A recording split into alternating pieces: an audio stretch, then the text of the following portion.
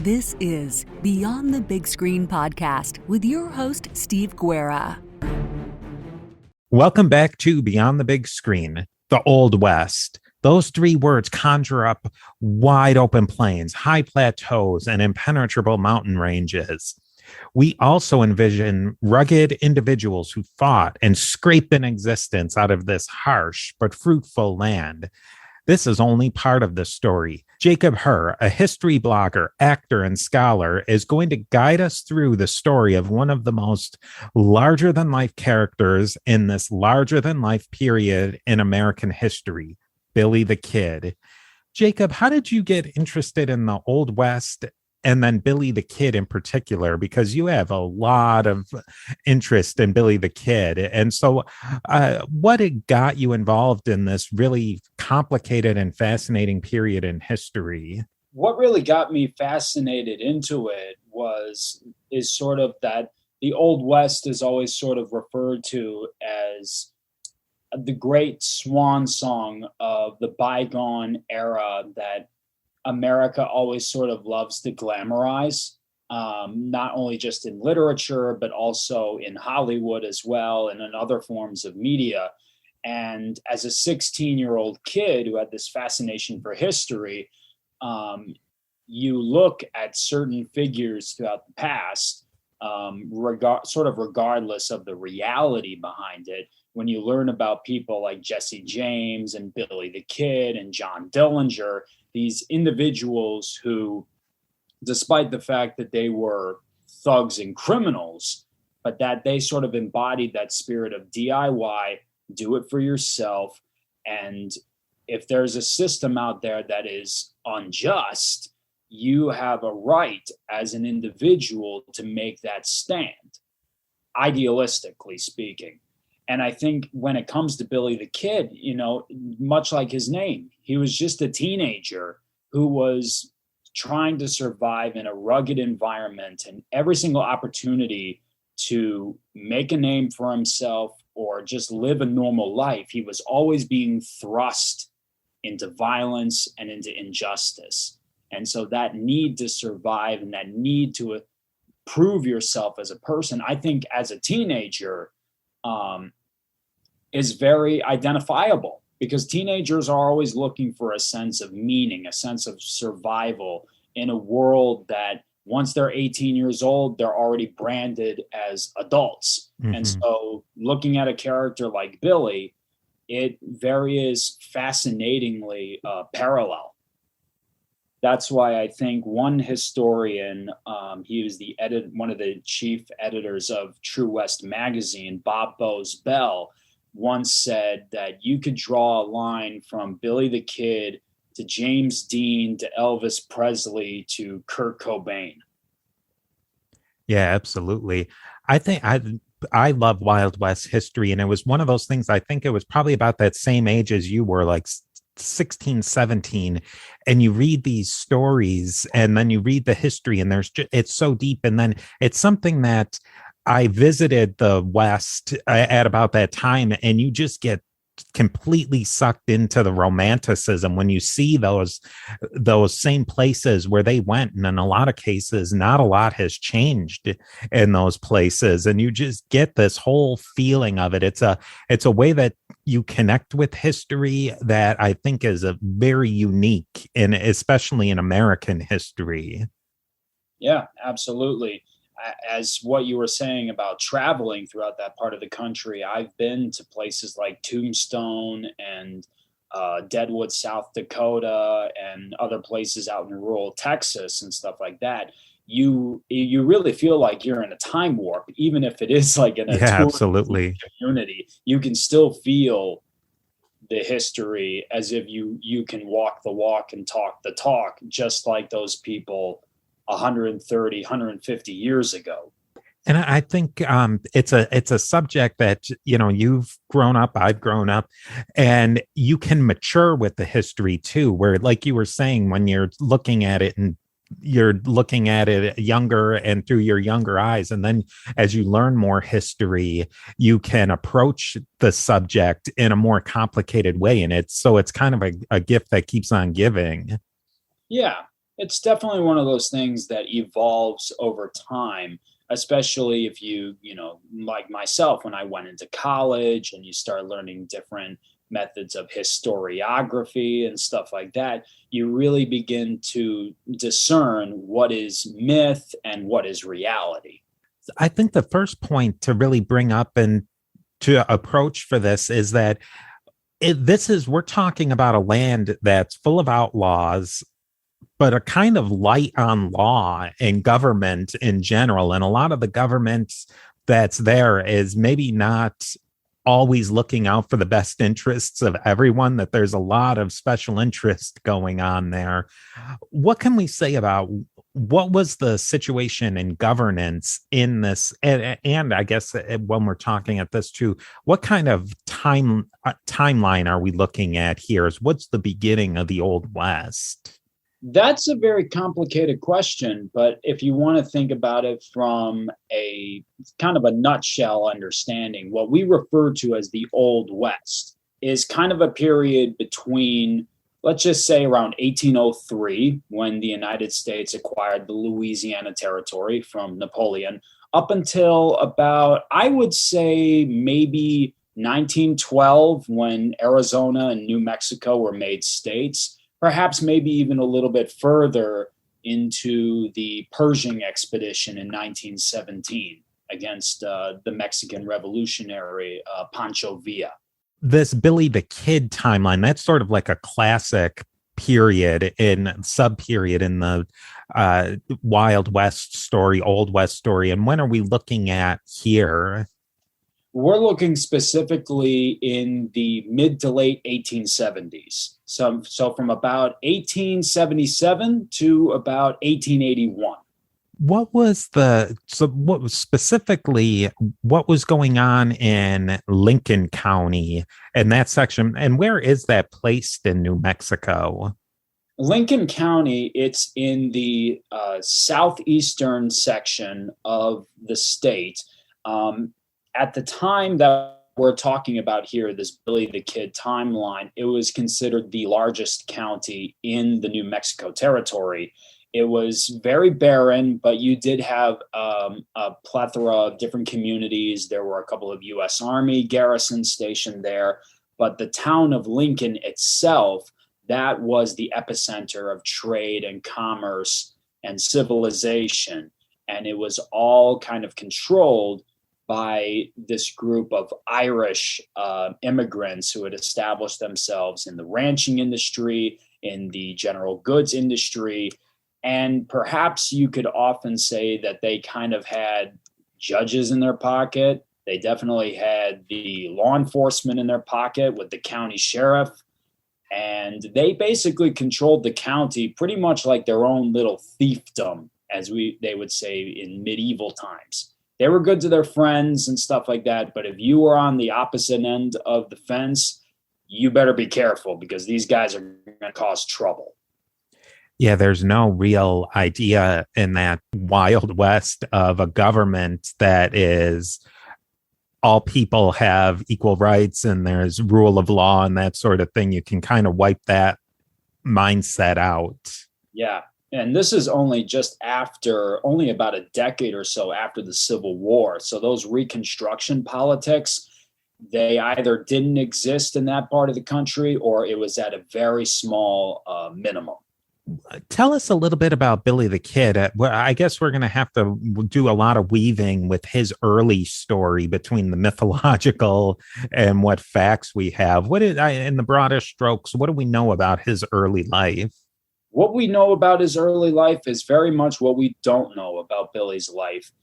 Supposedly, he may have been born sometime in the late 1850s, but there's a lot of debate over where exactly he was born and who his family was. We know that his mother was a woman named Catherine McCarty and that he was born Henry McCarty. We don't know who his biological father was, whether or not Henry McCarty was born in Ireland in the process of immigrating to the United States, or perhaps in one of the immigrant districts of New York City. or perhaps there's even some debate that he may have grown up in parts of Indiana, Missouri, Kansas. We don't really know because that sort of documentation did not exist. What's the first thing that we really have documentation that you can like an event in his life that you can say, okay, that really did happen? Now, the first thing that we really know is that when his family arrives in New Mexico, around the New Mexico, Arizona region at the end of the Civil War, so around the end of the 1860s, the beginning of the 1870s, we know that the family did move out to that region because apparently Catherine McCarty had been diagnosed with an illness that was referred to as consumption, what we would refer to in today's time as tuberculosis. And because of the very dry climate of that region, it was thought that people who had TB could have better chances of surviving in that region. But ultimately, that wasn't so. Catherine ended up passing away, and Henry McCarty and his younger brother Joseph ended up being put into two different foster families by their stepfather, William Antrim. William Antrim did not care for the boys one bit, and he just kind of deserted them. And so from a very early age, Henry McCarty was very much on his own. What do we really know about Billy the Kid, his personality? Because you can kind of draw it that somebody who killed so many people at so young, maybe he had sort of a bad personality or a bad streak in him. What do we really know personally about him? We do have an understanding of what his personality was like based off of those Hispanic communities, because he very much identified with them. He supposedly spoke very fluent, both in English and in Spanish. He was rumored to be a prolific dancer with the Latin music and stuff like that in the region as part of the culture. But at the same time, this was a kid that was still trying to survive in a very hostile environment, which is where he depends on stealing from other people just so that he could live from one day to another. As far as around the beginning of the 1870s, maybe approximately 74, 75, he runs into his first count of trouble where he is caught stealing from a Chinese laundromat in Silver City, New Mexico. They found a piece of the evidence on his person. He ends up spending a night in the jail, and Billy, thinking that he's in far more trouble than he actually is, he is able to sneak out. Like, he literally is able to grab the keys, get himself out of the cell, and because he was an extremely slim guy, less than 130 pounds, he is literally able to crawl up the chimney, or at least according to the myth, and escape. And he's back on the run, living day to day, either as a card cheat, as a gambler, and as an occasional thief. And so at this point, Billy the Kid, he's definitely got a criminal streak in him, but in a lot of cases, it's really what he has to do to survive. How does he find himself in Lincoln? And what was his purpose in going to Lincoln? Was it to just for work or for just his next adventure, kind of? Partially it was there for work, but also partially because he was on the run. By 1876, he crosses into back into New Mexico from Arizona, Camp Grant, Arizona, where he was involved in a scuffle with a man named Frank Windy Cahill. And during that fight, Billy ended up grabbing a gun, partially as an act of self-defense, and he ends up shooting Cahill in the gut. And in today's time, we would kind of objectively say he may have had a chance to kind of get away with it, saying that he was acting in self-defense, but he wasn't going to stick around and risk it. So he immediately crosses over territory where the authorities in that part of Arizona could not catch him. It was out of their jurisdiction. So he arrives there in Lincoln, once again, back on the lam, doing whatever he can to survive. What sort of skills did Billy have that would have, for more lack of a better word, legitimate skills did he have to earning a living? Because he had a reputation of being also a horse thief and a cattle rustler, he knew his way around horsemanship. He knew his way around herding cattle in a very hostile, very, I would say, dangerous environment where food and water is very scarce. And so when he arrives in Lincoln in 1877, he's caught stealing cattle from the rancher, an English rancher named John Tunstall.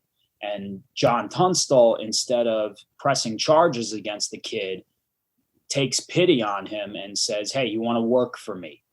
And he says, "Yeah, absolutely." He knows his way around horses. He knows his way around cattle, but he also knows his way around a pistol and a rifle, much like many others who are adopted by Tunstall to work at his ranch. Yeah, that's really interesting. Those sort of skills of knowing how to use a gun, knowing how to ride horses well, knowing how to handle cattle, they could be used for very lawful purposes or unlawful purposes. And there was kind of an area where those two things, the lawfulness and the unlawfulness, bled together. Yeah, absolutely. Those were seen as very much almost bare necessities in order to survive in the frontier. And that was just sort of, it's kind of like if you're working at a construction zone, you got to have a hard hat. You got to know your way around power tools and measurements and stuff like that. And if you don't really have those skills, you're not going to last very long on a construction site. Now, why did John Tunstall need somebody who, okay, so the kid obviously had those skills, but he's also a tough, really. And what is Tunstall's situation in Lincoln at that point? Why he might need a group of tough people around him?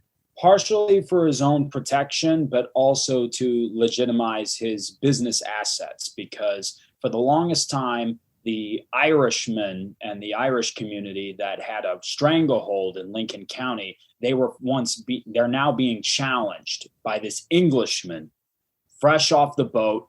And now he's coming in posing competition to two men in particular, Lawrence Murphy and James Dolan. They were the big tycoons that were calling out all the shots. Next thing you know, here comes this Englishman who represents all of their struggles from the old world, causing trouble again in the new. Yeah, so there's all those issues come at the Roman Catholic Church versus the Protestants. You have often the Irish who were drinkers and the groups of Protestants who were dry. And so you have all these different conflicts brewing. What's the thing that boils over this conflict between Tunstall's group and Murphy's group and the Irish group?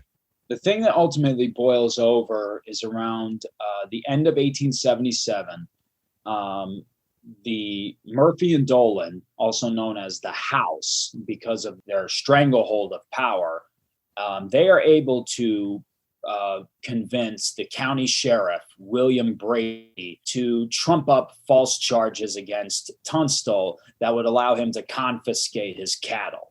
When Tunstall goes out to dispute these claims, Sheriff Brady shows up with a posse of, as some say, between 12 and 20 deputies, consisting, as far as we can understand, people that should have been arrested by the law, but now they're being hired to do dirty work for the higher ups. And they end up shooting Tunstall in cold blood. They shoot him in the head, they wrap up his face, and they, even for as a sick joke, they shoot his horse. And then they pose the two bodies together like they were taking a nap in the desert. And now, a brief word from our sponsors. And I always had this thing in my mind when I would read about these things that Tunstall must have been an old guy, or at least a little bit more advanced in age, that he's gone out in the middle of nowhere like that, set up a ranch. He's pretty young at this point. He is rather young. He's, from my understanding, he was around his late 20s, early 30s. So he was a little bit more mature. And for these guys that were being more or less adopted by Tunstall and being offered a new life and legitimate work and stuff like that, they looked at him as a father figure, including Billy. So when Tunstall is wound up dead in the desert, riddled with gunfire, they get pissed and they want justice. Who were some of the people that Tunstall brought on, and what was the purpose of forming what was more or less a gang? You had, much like Billy, a lot of toughs and people like that who didn't necessarily know what they were going to do with their lives, working, trying to survive one day to the next. So you have people like Dick Brewer, Charlie Beaudry, Josiah Doc Skurlock. And then you also have quite a few Hispanic individuals who are also working for Tunstall, and they're also part of the Hispanic community.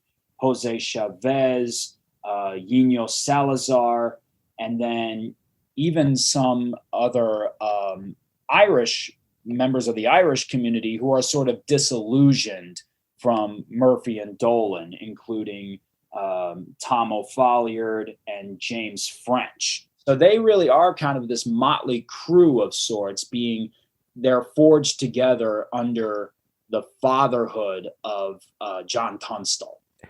So now that Tunstall's dead and they're the employer of Billy the Kid and all of his group, what do they do next? Are they just, work's done, let's move on?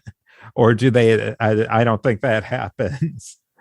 No, what happens is that they vow, according to legend, they vow over Tunstall's grave to get revenge. And originally, the leader of the group, they appoint Dick Brewer to be the leader of this group of vigilantes, and they call themselves the Regulators. They're going to start regulating things, and they have an entire list of people. They are originally deputized as constables so that they can exercise the power of the law and actually carry out arrests of Brady and members of this crooked posse that committed an act of murder in the name of the law. But over time, they kind of treated those arrest warrants more like hunting licenses. They find two members of the posse, Buck Morton and Frank Baker. They shoot them right then and there, and they leave their bodies in the middle of the desert. And after that, they go straight for William Brady himself. April 1st, 1878, right in the middle of the town square of Lincoln, as Sheriff Brady and one of his other deputies is kind of taking their morning stroll, the Regulators, including Billy, gather their weapons and they go up against an adobe wall. And then once they're in the line of sight, the deputy is only hit twice, but Sheriff Brady goes down with like 15 slugs in his body, and then they're gone. So where does this go? Where does this conflict go after the death of Tunstall and the shooting of Sheriff Brady? It's certainly things have boiled over. What was the resolution of all this conflict? Resolution was bloodshed. And between April and July of 1878, it's just one shootout, one gunfight after another. Certain members of the Regulators are killed. A bounty hunter who was on the Murphy Dolan side named Buckshot Roberts was able to track down the Regulators. A gunfight ensued. Roberts himself was mortally wounded. However, he was able to pull off one shot that killed Dick Brewer. And now they have to pick another leader. Frank McNabb and eventually his brother George McNabb are made leaders. Then eventually Josiah Doc Skurlock is made a leader of the gang. And sort of over time, Billy the Kid, as he participates in these gunfights and watches his friends get killed, he becomes a leader himself, rising through the ranks simply by staying alive. How old is Billy the Kid at this point? By this point, he is around 18 or 19 years old. Wow. And compared to a lot of the other members of the Regulators who are probably in their early 30s, they are surprised by his capabilities, not just as an aggressive gunfighter, but also sort of for a little bit of his intelligence, because there is some debate as to how much Billy was involved in either planning certain events and things like that. But at the same time, we would kind of say he's kind of going with the motions. And because he's one of the few people left, they're going to look to him. Next, so there's a series of conflicts. What happens after that? One of the last sort of events that was kind of the peak of the Lincoln County War is one of its final finales, where Alexander McSween is then targeted by Murphy and Dolan.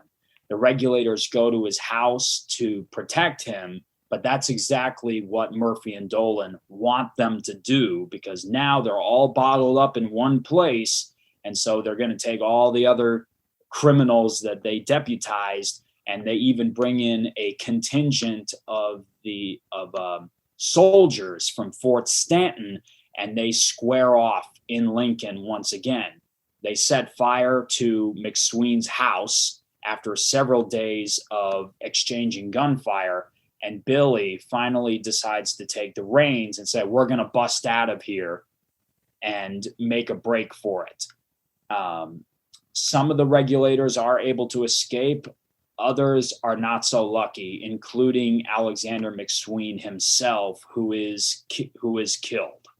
And so now it's finally over, to say, because the word of this frontier violence is making its way beyond not just the territorial government in Santa Fe, but even to Washington, D.C., where President Hayes decides we got to bring in somebody else to, bring civilization, bring progress to this area. And so a new governor from President Rutherford Hayes's recommendation is brought down, and that is former Union Army General Lew Wallace. I mean, this must have been a real embarrassment for the leaders in Washington, and even the people, the more legit people who want to just run businesses and get along, that there's just absolute, utter, lawless chaos going on in their territory. Absolutely. And that's Lew Wallace's mission from the get-go. He goes down to Santa Fe and he basically wants to get an idea of who killed who and when, so that he could file charges and bring justice to this affair. The only problem is that either people are dead or people are hiding, and nobody wants to testify because everybody's frightened. But in that process, Billy once again sees an opportunity to clear his name, because he is indicted for killing Sheriff Brady. And he is able to make his way to Governor Wallace and say, hey, let's quit this so that I can live a normal life. I'm not even 20 years old yet, and I don't want to wind up dead. And supposedly there is a deal where if Billy does testify against James Dolan, because by that time Lawrence Murphy had already died. He was an old man by then, and he was kind of inheriting the house. Billy would testify against Dolan and testify against other surviving members of that faction, which ultimately do bring some progress. Was Lew Wallace coming in? Was he actually a straight shooter? Was he looking to just get this done, or did he bring in some of his own biases and his own agenda? He was kind of coming in, I would say, a little bit unknown of what's happening because, granted, he was Lew Wallace. He is well known here in my home state of Indiana. He fought at the Battle of Shiloh during the Civil War alongside Ulysses S. Grant and William Tecumseh Sherman. So he did have some military experience and a bit of a rudimentary understanding of this frontier gang warfare.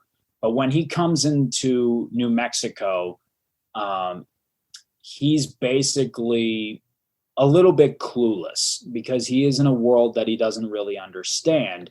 And by looking for people to testify, he's trying to gain an understanding slowly but surely. And by making this pardon deal with the kid, where if he testifies, I'll clear your name, you'll have a pardon, and you can go free. Ultimately, though, that deal was a promise never fully kept. The district attorney, who was in the pocket of, or I would say more or less an associate of James Dolan, is able to dismiss most of those charges and indictments brought out from Billy's testimony. And he is able to reinforce the indictment against Billy for Sheriff Brady's assassination. He is the only one charged. None of the other surviving regulators are ever charged or indicted. Billy is the one getting the book thrown at him. And he finally decides that, okay, once again, the system's not going to work for me. I'm working for them. They're not holding up their end of the bargain. And he escapes once again. And I can kind of see where he's coming from, because if he gets indicted, they're going to find him guilty. And it's not that like he's going to have a team of lawyers who are going to be able to fight this out in court for 20 years. He's going to get hung out in the town square. Either that or perhaps even lynched, because lynch mobs, if a local community is not willing to wait for a judge to come into town and formally convict a criminal, and everybody kind of has the general consensus that guy's guilty, they could just drag him out of prison, find the nearest tree, and string him up. So it really is a matter of life and death for him, like immediate life and death. So what happens after this point? Billy's able to escape. What happens after that? After that, there is supposedly one more meetup between him and the surviving members of the regulators. Some of them decide to move on to other places. We're going to go to Colorado. We're going to go to Texas. We're going to go to Arizona. To hell with this. Billy and a couple of others decide we're going to stay right here and we're going to steal ourselves a living and strike back at James Dolan and other allies and other ranchers and stuff like that. We're going to steal ourselves a living and make our presence known. We're going to carry on the fight one way or another. And so that begins Billy's second gang, the Rustlers, which includes not just surviving members of the regulators like Tom O'Folliard and Charlie Beaudry, but they are able to recruit a couple of new members, including Tom Pickett, Billy Wilson, and Dave Rudabaugh. What does this gang do for a living, and how impactful are they? Much like their namesake, the Rustlers were basically an organized group of cattle thieves. They break into other ranchers' properties, they steal cattle, and they sell them off to other ranchers who are more ma and pa, as we would describe it. They'll change the branding on the cattle so that it'll make it look like it's theirs and not stolen property. And other times they will, if need be, they will kill other people who are standing guard over the cattle at night so that they can get their hands on the profits. So at this point, they really have gone full outlaw. Exactly. Regardless of what Billy's nature may have been, at this point, he's decided that he's out on his own and he doesn't really care anymore.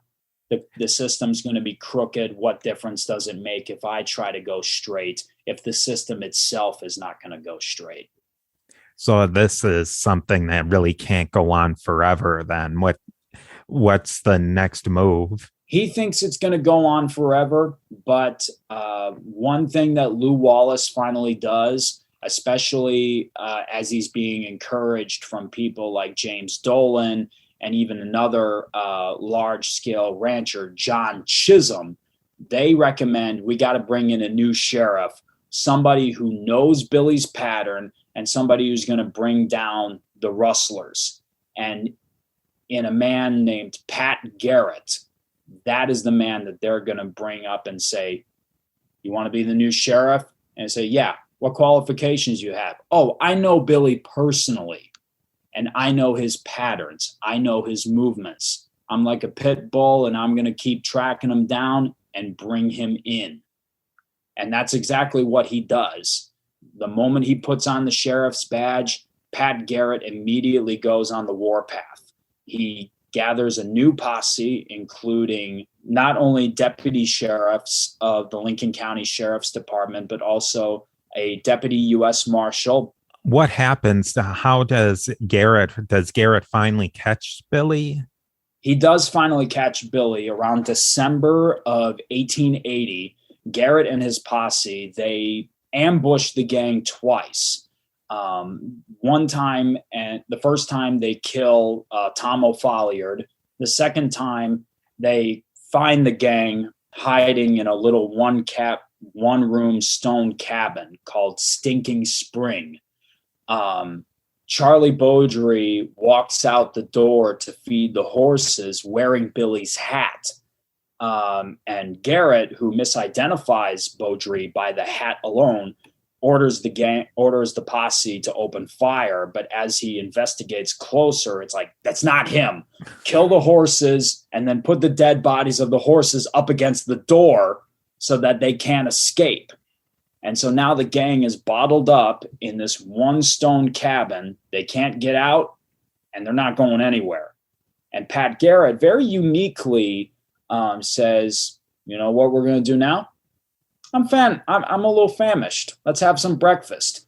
They start cooking bacon and eggs outside of the cabin, trying to lure them out, saying, how about you come out and be negotiable? And that's when Billy finally decides the jig is up. They leave their stuff inside. They come out. They have breakfast with the posse, and then they're finally taken into custody. And now, a brief word from our sponsors. And so obviously that's it. Poor Billy, he's done, or there's a little bit more to the story. There is a little bit more to the story because he is brought back. He has a trial in Santa Fe where he is convicted of not only killing Sheriff Brady, but also a couple of other charges that are brought up against him. And he is sentenced to hang in Lincoln May 13th, 1881. He is extradited back to Lincoln, where he is to be held in confinement by Deputy Bell and Deputy Marshal Ollinger. Pat Garrett himself, he is not in town when Billy finally decides, once again, time to bust a move and break out. April 28th, 1881, Billy makes that move. There's varying stories about how it happened, but what we know for sure is that because there were only two deputies there, Pat Garrett himself is not in Lincoln. Supposedly he's out getting the wood and the rope for the gallows, and he tells Deputy Bell, I got to go use the outhouse. Bell takes him out to the outhouse. Supposedly, according to one account, he finds a gun inside the outhouse. Whether or not it was planted there or left by accident, nobody knows. There's a couple of varying accounts as to what happened next, but whatever happened, Billy the Kid kills Deputy Bell. While they're on the stairs, being sent back to where he's being confined. It's not really a jail cell per se. It's just a room where he's chained to the wall. And so he kills the first deputy, makes his way into the armory where he finds Deputy Ollinger's shotgun. And he looks out the window, sees Deputy Ollinger across the street. He opens up a window with the shotgun. He halts, and Deputy Ollinger sees this, and he stops right in the middle of the street. Supposedly, one of the locals shouts out to Ollinger, "The kids killed Bell," or "Bonnie's killed Bell." And all that Ollinger can say is, "Yep, and he's killed me too." Oh. He pulls both triggers of that shotgun, and Ollinger is riddled with 36 buckshot, which is about a quarter pound of lead.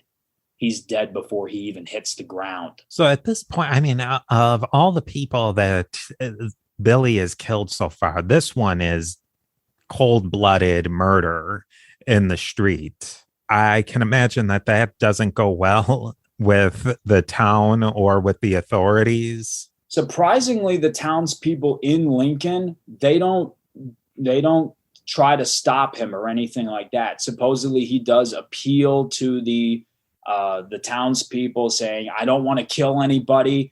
I just want to be free. I just want to get out of here." And he does get a couple of people to help him, either get one of the horses ready, get his shackles off, and he rides out without any other interference. And by the time Pat Garrett returns, he's going to find 2 dead deputies in the street and the entire town pissed at him because they voted him in under the promise of, "I'm going to catch this guy and he's going to swing." And now he's on the loose. And now his reputation is on the line.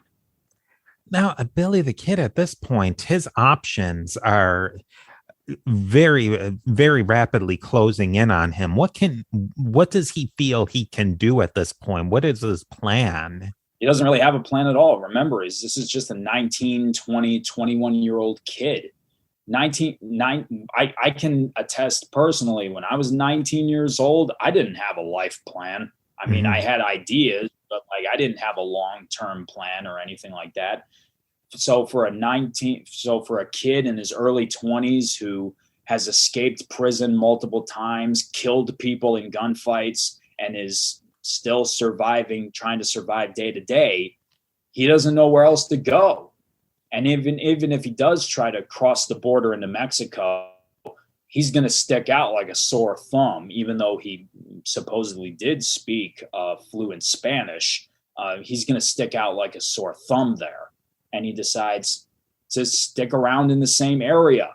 Again, he makes his way to a place called Fort Sumner. It was an abandoned U.S. Army fort that kind of became a bit of an outlaw's hideout, where smaller ranchers and other outlaws and stuff like that it was like a little outlaw's paradise. And he stays there and he starts cattle ranching for a Hispanic rancher named Pete Maxwell. And supposedly Billy sparks a relationship with Pete Maxwell's sister. Does Billy really think that he's going to be living happily ever after at this point? Because clearly he doesn't. I think there's a strong possibility that, much like a lot of teenagers and young adults, they have that string of, they think they're invincible and that nothing's ever going to get to them. Well, in Billy's case, it does. And his relationship with Paulita Maxwell, it's extremely scandalous in the Fort Sumner area, so much so that it sparks rumors that she may even be pregnant with Billy's kid. And that spurns Pete Maxwell to rat him out to Garrett and say, "There's a guy working at my ranch and he looks like the guy that you're hunting down. How about you come down here and see for yourself?" And that leads up to that one night on July 14th, 1881. Pat Garrett rides into Fort Sumner. He has 2 deputies with him, John Poe and Thomas McKinney. He tells the two deputies, stand outside of Pete Maxwell's house on his porch. I'm going to go inside and question him. As Garrett goes inside and he wakes up Pete Maxwell in his bedroom to question him, at that very same time, a young man is walking towards the house with a gun in one hand and a knife in the other, and he's heading into the house. He sees the two gentlemen on the porch, and he calls out, "Quien es? Quien es?" Like, who is that? Who are you guys? I haven't seen you guys around here. What are you up to? And as he is walking into the house backwards, he looks over and he says, "Hey, Pete, who are those two guys out there?" And what do you know? Billy the Kid and Pat Garrett are now face to face. One of them's going to live and another one is going to die. Garrett, with his pistol, fires first and then fires a second shot. It turns out the second shot was a complete miss because that first shot pierced Billy right in the chest and killed him right then and there. Pete Maxwell, who witnesses all of this, goes over to Garrett and says, "LS, it's him." Yeah, so many of these people lived and died by violence. It's amazing. Now, the first thing, there's so many different things we could talk about, but I think the most important one to talk about is there are a lot of theories out there that say that Billy the Kid actually didn't die at Fort Sumner on that day in 1881. Yep. In 1881, that the first time that, I mean, I had always heard of all these different theories, but what really sparked my interest and what made me want to talk with you is that I was traveling through Hamilton, Texas, which is kind of in between Dallas and Austin. And I mean, it's Hamilton and then Hyco. There's a whole cottage industry that Billy the Kid died there many, many, many years later. What sparked all these ideas that Billy the Kid didn't die by Sheriff Garrett's hand? A lot of what sparked, I like to say, those conspiracy theories that Billy the Kid didn't die in Fort Sumner is kind of not just out of sympathy for Billy as an individual, but also because a lot of people, whether or not they knew Billy personally or fans of Billy, I would say, is that they don't want to fully embrace the idea that somebody this romantic and this daring is gone. Nobody wants, their favorite individual or their hero to die so quickly and so swiftly. What would have been, I mean, for us, a theory like this to continue, there's got to be some evidence that's been obscured at some point. What's kind of the recesses where something like this can live and start gaining traction? One of the things, I have two specific sources right here that kind of caused the beginning of the controversy. First here is Pat Garrett's actual book that he wrote in the wake of the event in 1882, The Authentic Life of Billy the Kid. Multiple academics have looked through the material again. He contradicts himself multiple times. He tries creating a prologue about Billy's origin, which has since been debunked.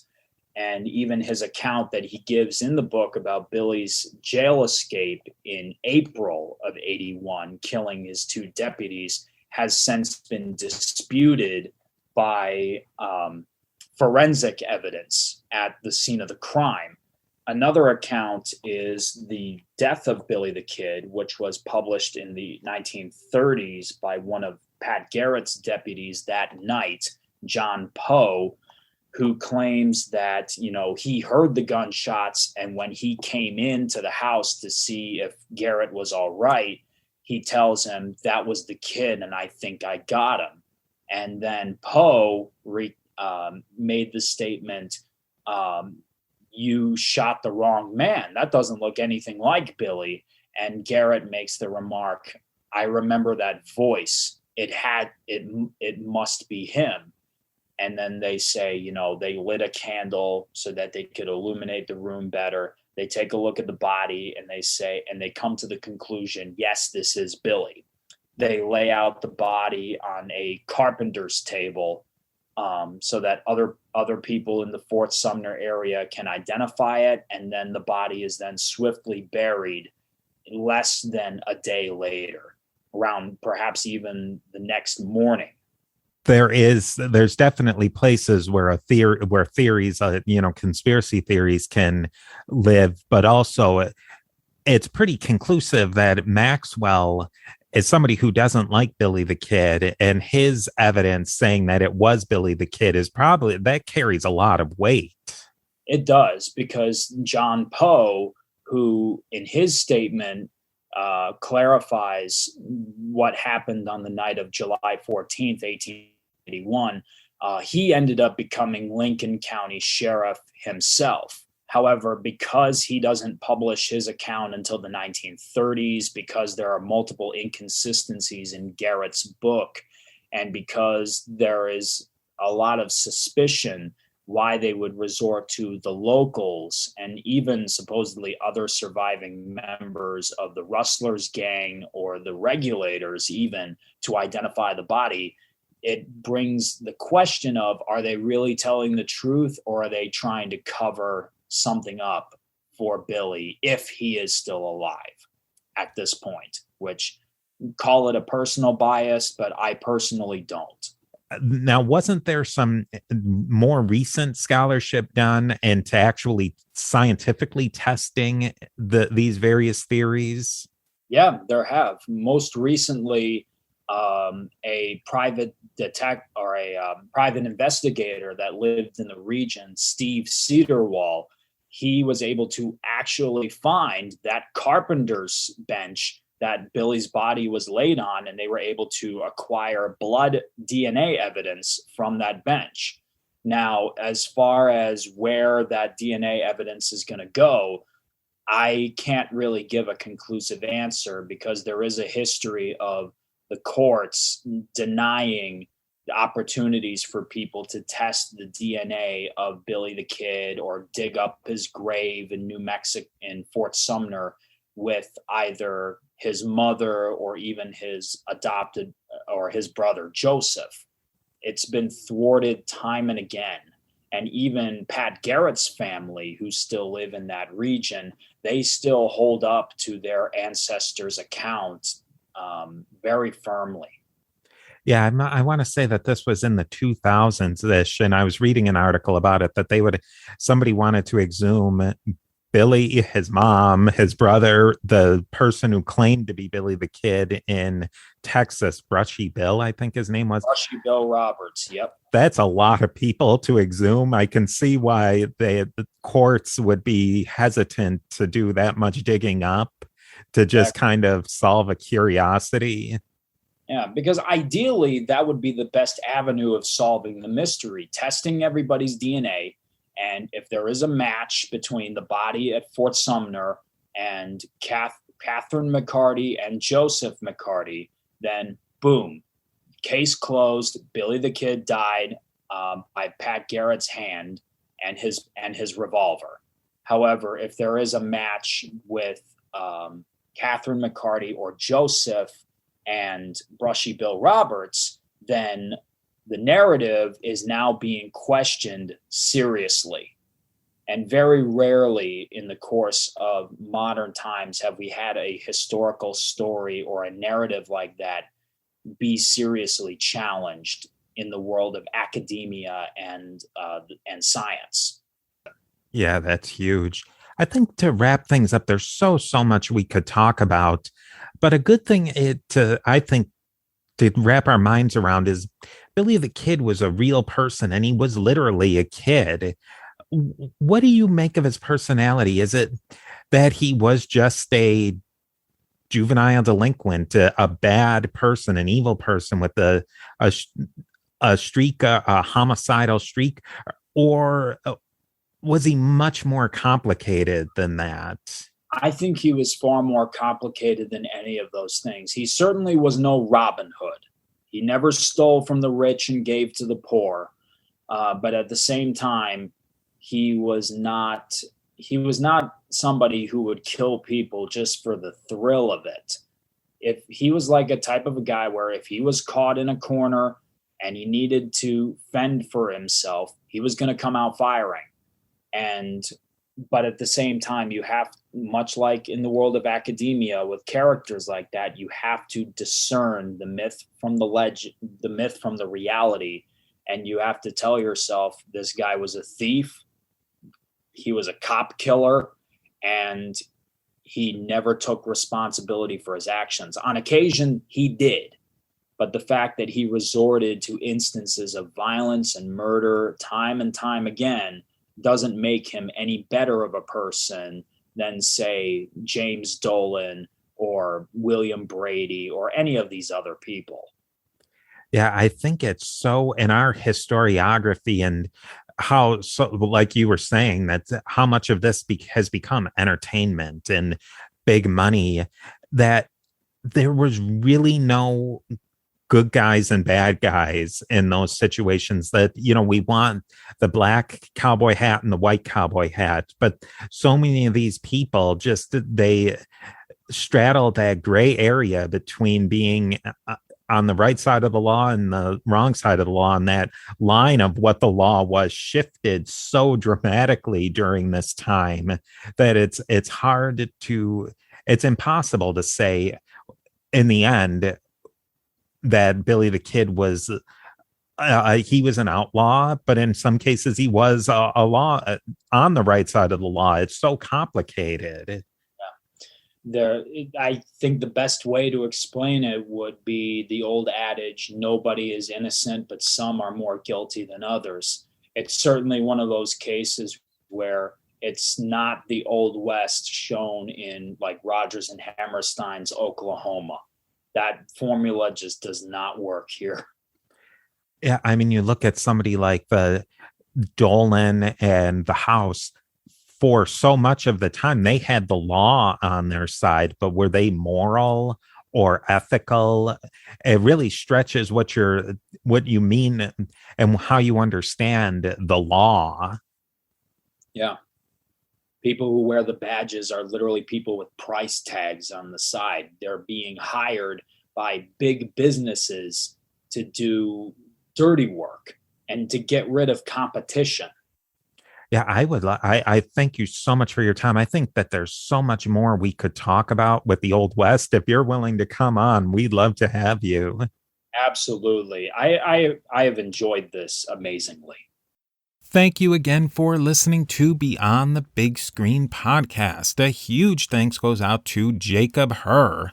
Links to learn more about Jacob and his projects can be found at his website, www.jacobherr.com, or in the show notes. Now, a great way to support Beyond the Big Screen is to leave a rating and review on Apple Podcasts. These ratings and reviews really help me know what you think of the show and help other people learn about Beyond the Big Screen. You can connect with me and other people who want to learn more about the movies they watch, great stories that really should be movies, and the historical context, the background, and all of the interesting issues behind all of these movies and stories by going to social media, particularly Facebook and Twitter, and by searching for A2Z History. You can contact me there or just send an email to steve@a2zhistorypage.com. Links to all of this and more can be found at a2zhistorypage.com. I will see you next time beyond the big screen.